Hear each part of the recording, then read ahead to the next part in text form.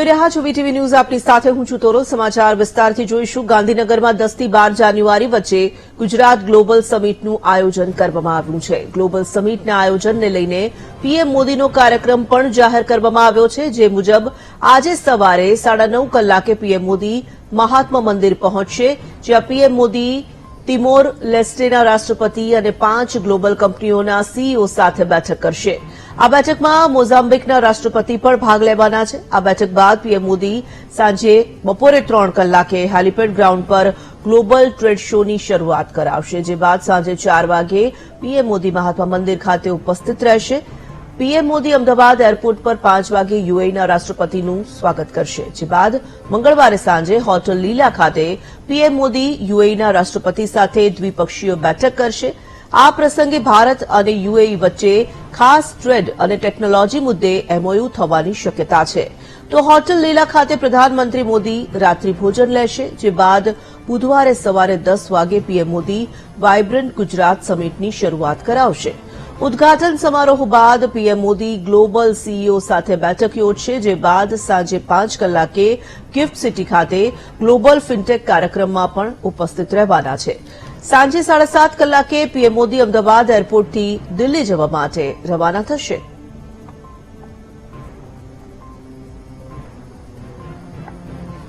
સંવાદદાતા મેહુલ દેસાઈ જોડાયા છે, વિગતો પ્રાપ્ત કરીશું. મેહુલ, ગાંધીનગરમાં 10 થી 12 જાન્યુઆરી વચ્ચે ગુજરાત ગ્લોબલ સમિટનું આયોજન કરવામાં આવ્યું છે અને તેને લઈને પ્રધાનમંત્રી પણ ગુજરાતના પ્રવાસે છે.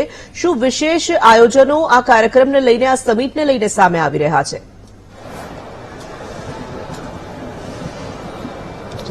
બિલકુલથી તોરલ, વાત કરવામાં આવે તો વાયબ્રન્ટ ગુજરાત ગ્લોબલ સમિટ અંતર્ગત પ્રધાનમંત્રી નરેન્દ્ર મોદી ગુજરાતના 3 દિવસના પ્રવાસે છે. ગઈકાલે મોડી રાત્રે તેઓ અમદાવાદ એરપોર્ટ પર આગમન થયું અને રાજભવન ખાતે રાત્રિ રોકાણ થયું હતું. આજની જો વાત કરીએ તો આજે જે મહત્વની જે બાબતો જે છે કે જે સીધી પ્રધાનમંત્રી નરેન્દ્ર મોદીની ઉપસ્થિતિમાં થવાની છે, તે સૌપ્રથમ તો મહાત્મા મંદિર ખાતે 9:30 કલાકે જે વિવિધ દેશોના જે છે જે રાષ્ટ્રપતિઓ છે તેમની સાથે દ્વિપક્ષીય બેઠકો થશે. એ સ્થળના દ્રશ્યો હું આપને બતાવવા માંગીશ તોરલ. અત્યારે હાલ જે છે ત્યાં ચુસ્ત સુરક્ષા વ્યવસ્થા જે છે તે જોઈ શકાય છે. તિમોર લેસ્ટે અને મોઝામ્બિક આ બંને દેશોના રાષ્ટ્રપતિઓ સાથે દ્વિપક્ષીય બેઠક પ્રધાનમંત્રી નરેન્દ્ર મોદી અને જે ખાસ પ્રતિનિધિમંડળ દ્વારા કરવામાં આવશે. મહાત્મા મંદિર ખાતે આ બેઠક થશે, જેમાં બંને દેશો વચ્ચે આદાન પ્રદાન, વ્યાપારનો અને અન્ય જે ડિપ્લોમેટિક જે બાબતો છે તેને લઈને મહત્વપૂર્ણ ચર્ચાઓ જે છે તે કરવામાં આવશે અને સંભવ તેની કોઈ જાહેરાત પણ પાછળથી થઈ શકે છે. આ સાથે વાત કરવામાં આવે તો 5 મુખ્ય કંપનીઓ જે છે તેના સીઈઓ સાથે પણ તેઓ બેઠક કરવાના છે. વૈશ્વિક જે કંપનીઓ છે કે જેના સીઈઓ સાથે પ્રધાનમંત્રી નરેન્દ્ર મોદી બેઠક કરશે. દ્રશ્યો હું આપને બતાવવા માંગીશ કે જ્યાં દ્વિપક્ષીય બેઠકો થશે, ઉપરની તરફ જે ખાસ લોન્જ જે છે તે પણ તોરલ બનાવાયું છે. ગઈકાલે પણ વીટીવીએ જે લોન્જ જ્યાં દ્વિપક્ષીય બેઠકો થવાની છે તે પણ દર્શાવ્યું હતું અને જ્યાં ફોટો સેશન થવાનું છે એ સ્થળ પણ બતાવ્યું હતું કે જ્યાં 5 સીઈઓ તિમોર લેસ્ટેના રાષ્ટ્રપતિ અને મોઝામ્બિકના જે રાષ્ટ્રપતિ છે જેમની સાથે દ્વિપક્ષીય બેઠકો થવાની છે પ્રધાનમંત્રી નરેન્દ્ર મોદીની, તે સ્થળ જે છે તે ત્યાં બેઠક થવાની છે. મહાત્મા મંદિર ખાતે આ વિશેષ લોન્જ ઉભું કરવામાં આવ્યું છે અને આ બેઠકો પૂર્ણ થયા બાદ પ્રધાનમંત્રી નરેન્દ્ર મોદી જે છે તે બપોરે લગભગ 1 કલાકે રાજભવન ખાતે જવા માટે રવાના થશે. રાજભવનમાં બપોરનો સમય રિઝર્વ રાખવામાં આવ્યો છે. ત્યારબાદ બપોરે 2:45 વાગે તેઓ રાજભવનથી વાયબ્રન્ટ ગુજરાત સમિટ અંતર્ગત જે ગ્લોબલ ટ્રેડ શો થવાનો છે તો એ ટ્રેડ શોનું ઉદઘાટન તેઓ કરશે. આ ટ્રેડ શોના ઉદઘાટનમાં પણ પ્રધાનમંત્રી નરેન્દ્ર મોદી સાથે મુખ્યમંત્રી ભૂપેન્દ્ર પટેલ તથા અલગ અલગ જે કંપનીઓના સીઈઓ જે છે તે ઉપસ્થિત રહેશે. લગભગ 1 કલાકનો આ કાર્યક્રમ હશે અને પ્રધાનમંત્રી નરેન્દ્ર મોદી પોતે કેટલાક સ્ટોલની મુલાકાત લે તેવી સંભાવના જોવા મળી રહી છે.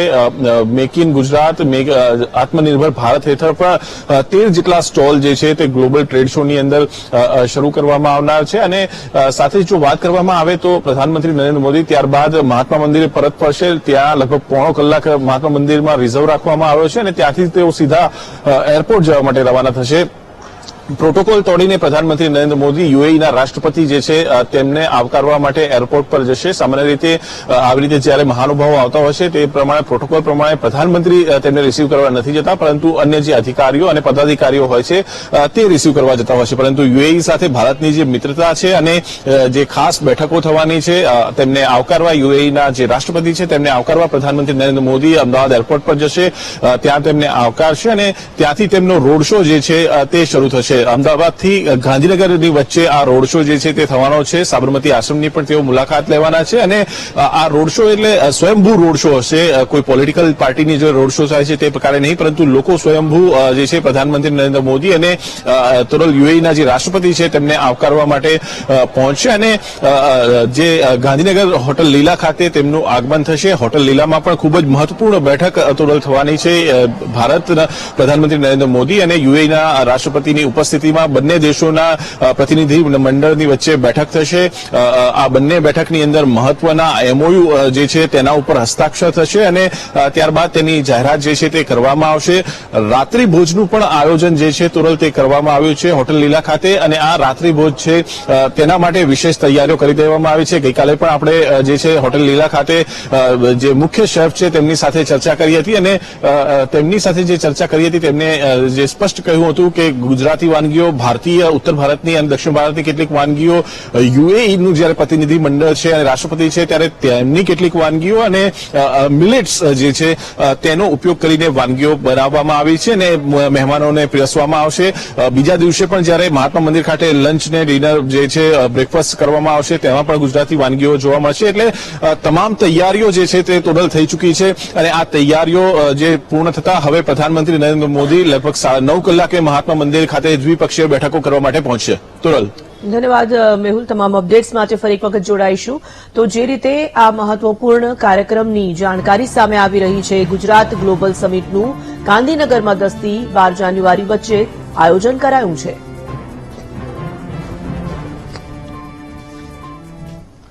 વાયબ્રન્ટ